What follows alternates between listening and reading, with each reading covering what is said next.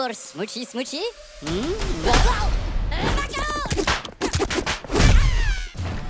Murderer and fugitive. Hello guys, কেমন আছেন সবাই?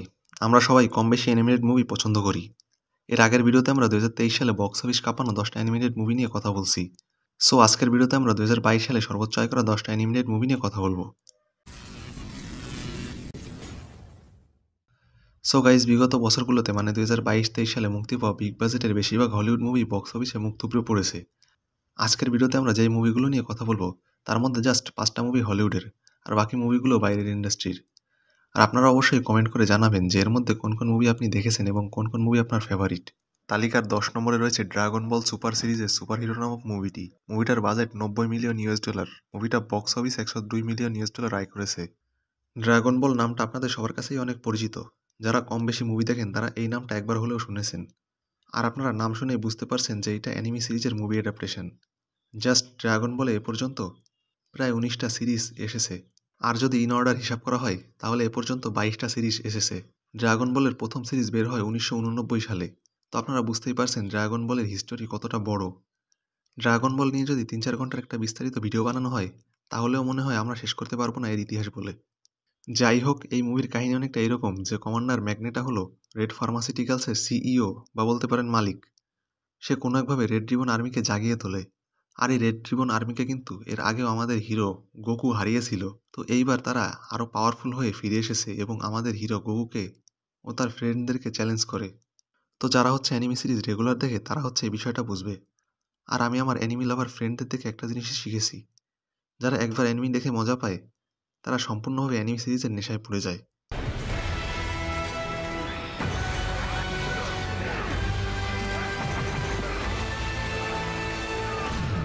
তালিকার 9 নম্বরে রয়েছে বুনি বিয়ার ব্যাক টু আর্থ নামক মুভিটি। মুভিটার বাজেট সম্পর্কে ইন্টারনেটে কোনো তথ্য নেই, তবে মুভিটা বক্স অফিস $152 মিলিয়ন আয় করেছে।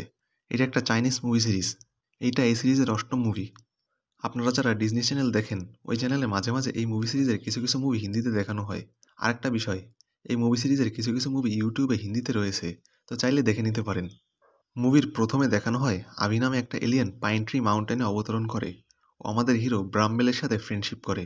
পরবর্তীতে জানতে পারা যায় যে আভি যেই সম্প্রদায়ের লোক, ওই সম্প্রদায় মিলিয়ন বছর আগে পৃথিবীতে বাস করত, কিন্তু কোনো এক অজানা কারণে তারা পৃথিবী ত্যাগ করে। তাহলে এখন তারা কোন উদ্দেশ্যে পৃথিবীতে আসছে, তাদের লক্ষ্য কি, এটা দেখানো হয়েছে এই মুভিতে।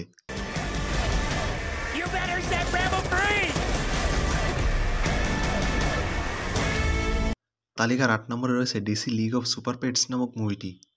মুভিটার বাজেট হলো $90 মিলিয়ন। একই সাথে মুভিটা বক্স অফিসে $207 মিলিয়ন আয় করেছে। এটা একটা সুপার হিরো অ্যাকশন মুভি। বলতে পারেন এটা জাস্টিস লিগ মুভির লাইট ভার্সন।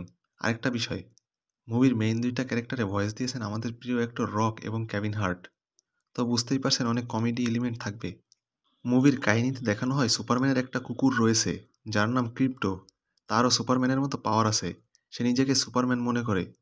প্রথম দিকে দেখা যায় লেক্স লুথর নামে একজন ভিলেন জাস্টিস লিগের সকলকে আটকে রাখে। পরবর্তীতে লেক্সের ল্যাবে লুলু নামে একটা গিনিপিগ একটা অ্যাক্সিডেন্টের কারণে সুপার পাওয়ার পায়। সে শহরে ধ্বংসযজ্ঞ শুরু করে। তখন জাস্টিস লিগ স্টাইলে ক্রিপ্টো একটা টিম বানায় ও তাদের বিরুদ্ধে যুদ্ধ ঘোষণা করে।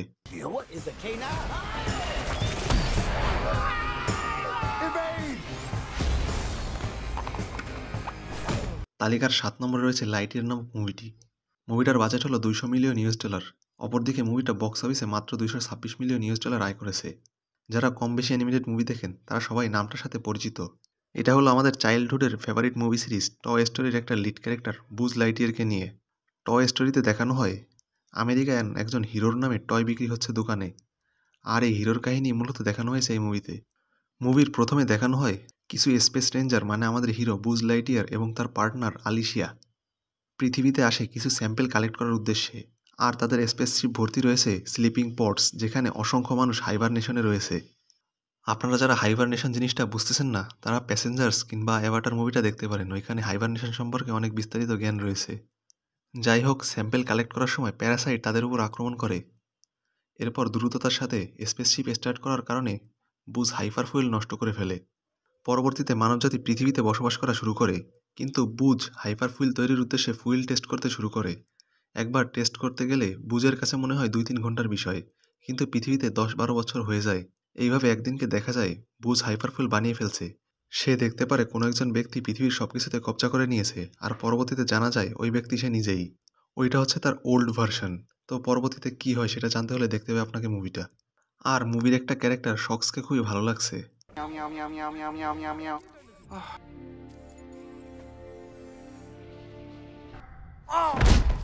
মুভিটা ভিজুয়ালি খুবই সুন্দর, কিন্তু মুভিটা ফ্লপ হওয়ার পিছনে মুভিতে সমকামিতাকে দেখানোকে দায়ী করা হয়।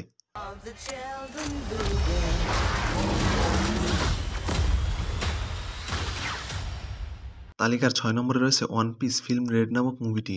মুভিটার বাজেট সম্পর্কে ইন্টারনেটে কোনো তথ্য নেই, কিন্তু মুভিটা বক্স অফিসে $246 মিলিয়ন আয় করেছে। আমরা যারা নিয়মিত মুভি দেখি তারা অবশ্যই ওয়ান পিস নামটা শুনেছি।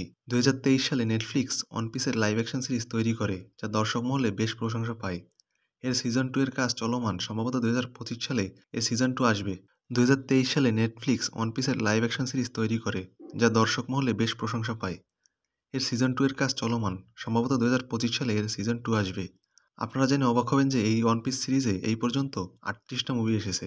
মুভির প্রথমে দেখানো হয় উটা নামে একজন সিঙ্গার, যার গান শোনার জন্য সবাই পাগল। তার একটা লাইভ কনসার্ট হবে। তো সব ধরনের পাইরেটস একই সাথে নেভিও গেছে তার কনসার্ট দেখতে। মানে বুঝতেই পারছেন, নেভি এবং পাইরেটস একসাথেই। যখন উটা স্টেজে গান গাওয়ার জন্য উঠে, তখন দেখা যায় উটা হলো শ্যাঙ্কের মেয়ে। আর যারা সিরিজটা দেখেছেন তাদের অবশ্যই মনে আছে শ্যাঙ্কের কথা। শ্যাঙ্ক হলো আমাদের হিরো মানকি ডি লুফির চাইল্ডহুড আইডল, সম্পর্কে তারা বলতে পারেন পূর্ব পরিচিত। উটার ব্যাকগ্রাউন্ড পাইরেটসরা জানতে পেরে কোনো এক অজানা কারণে উটাকে কিডন্যাপ করে। তো পরবর্তীতে উটাকে কি করে বাঁচানো হয় সেটাই দেখানো হয়েছে এই মুভিতে। আর আপনারা কে কে ওয়ান পিস সিজন 2 এর জন্য ওয়েট করছেন অবশ্যই কমেন্টে জানাবেন।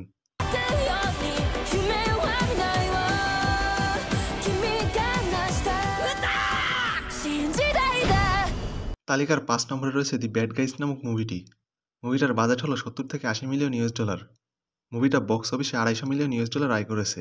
এটা একটা অ্যাকশন অ্যাডভেঞ্চার মুভি। এইখানে ব্যাড গাইস হলো একটা টিম, যারা মেইনলি চোর। তাদের টিমে রয়েছে মিস্টার উলফ, শার্ক, পিরানা, স্নেক এবং ট্যারেন্টুলা, যারা সবাই কুল গাই। তারা এমন কিছু জিনিস চুরি করেছে যা চুরি করা ইম্পসিবল। তো তাদের বলতে পারেন মানি হাইস্ট টিমের মতো। মুভির ফার্স্টে দেখানো হয় কিছু লিজেন্ডারি হাইস্ট করার পর তারা অবশেষে ধরা পড়ে। তারা জেলখাটা এড়ানোর জন্য একজন আইনজীবীর পরামর্শ নেয়। তাদেরকে সচেতন নাগরিকের মতো জীবনযাপন করতে হবে, এটাই আইনজীবী পরামর্শ দেয়।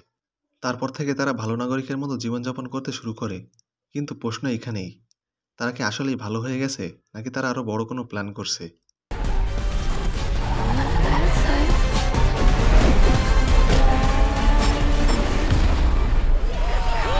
তালিকার 4 নম্বরে রয়েছে ফার্স্ট স্লাম ডাঙ্ক নামক মুভিটি। মুভিটির বাজেট সম্পর্কে ইন্টারনেটে কোনো তথ্য নেই, কিন্তু মুভিটি বক্স অফিসে $279 মিলিয়ন আয় করেছে। এটা একটা স্পোর্টস ড্রামা ফিল্ম। একই সাথে অ্যানিমেশন দেখে বুঝতেই পারছেন এটা জাপানিজ মুভি।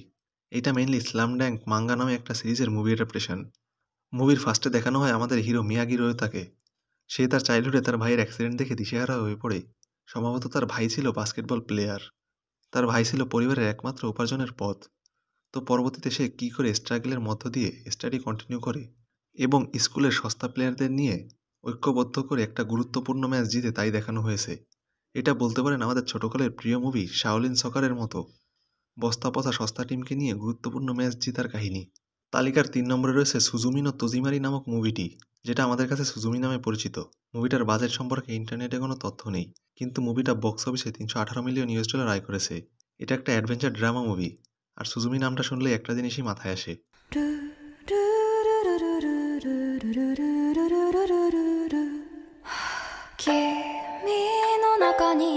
সুজুমি হলো 17 বছরের একটা মেয়ে, যে কুসুরি শহরে বাস করে। প্রতিদিনের মতো সে আজকেও স্কুলে যাচ্ছিল। তখন রাস্তায় অপরিচিত একটা ছেলেকে দেখে তার পছন্দ হয়। ছেলেটা তার কাছে একটা অ্যাড্রেস জিজ্ঞাসা করে। তো এরপর স্কুল শেষে সুজুমি ওই অ্যাড্রেসে ওই ছেলেকে খুঁজতে যায়। তখন সে ফাঁকা জায়গায় একটা দরজা দেখতে পায়। তো দরজা খোলার সাথে সাথেই সে অন্য একটা দুনিয়াতে চলে যায়। মানে ওইটা হলো ট্রান্সপোর্টেশন ডোর। তো পরবর্তী দিন দেখা যায় ওই ডোর দিয়ে কালো ধোঁয়ার মতো কিছু একটা বের হচ্ছে, আর ওই ধোঁয়া যাই ছুটছে তাই ধ্বংস হয়ে যাচ্ছে। তাহলে পরবর্তীতে সুজুমি কি করে তার দুনিয়াকে বাঁচাবে তাই দেখানো হয়েছে।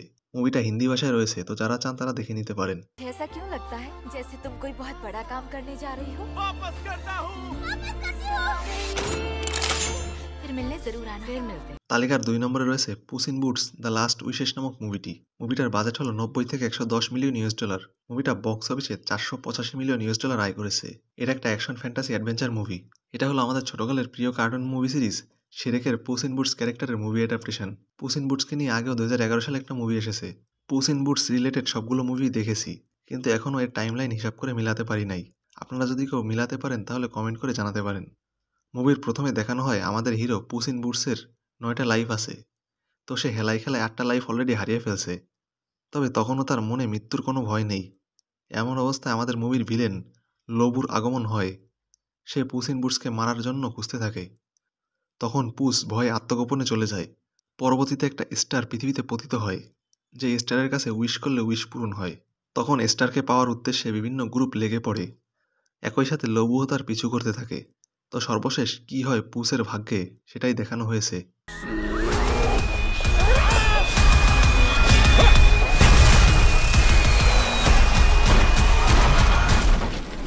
মুভিটা 3-4 বার দেখেছি, আর বিশেষ করে একটা গান খুবই ভালো লাগে। El amor para mí no es cosa de un ratón. ¿Pa' qué peleamos por hoy? সর্বশেষ তালিকার 1 নম্বরে রয়েছে মিনিয়ন্স রাইস অফ গ্রু নামক মুভিটি। মুভিটার বাজেট হলো 80 থেকে 100 মিলিয়ন ইউএস ডলার। মুভিটা বক্স অফিসে 940 মিলিয়ন ইউএস ডলার আয় করেছে। নাম শুনেই বুঝতে পারছেন এটা একটা অ্যাকশন কমেডি মুভি। তো আপনাদের যাদের মন খারাপ থাকবে তারা শুধুমাত্র সময় করে মিনিয়ন্স সিরিজের একটা মুভি দেখে নেবেন। মিনিয়ন্সের এই পর্যন্ত 6টা মুভি এসেছে। তো এই মুভিটা হলো ডিসপিকেবল মির প্রিকুয়েল। সর্বশেষ 2024 সালে এই সিরিজের একটা মুভি এসেছে। মুভির ফার্স্টে দেখানো হয় 11 বছর বয়সে গুরু একজন সুপার ভিলেন হওয়ার স্বপ্ন দেখে।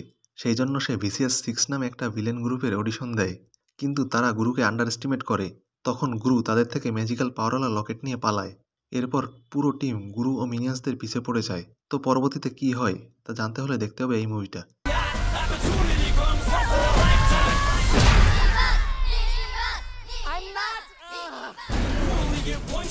সো গাইস, আজকের ভিডিও এ পর্যন্তই। সবাই ভালো থাকবেন, সুস্থ থাকবেন, আল্লাহ হাফেজ। আর আপনি যদি আমাদের চ্যানেলে নতুন হয়ে থাকেন তাহলে আমাদের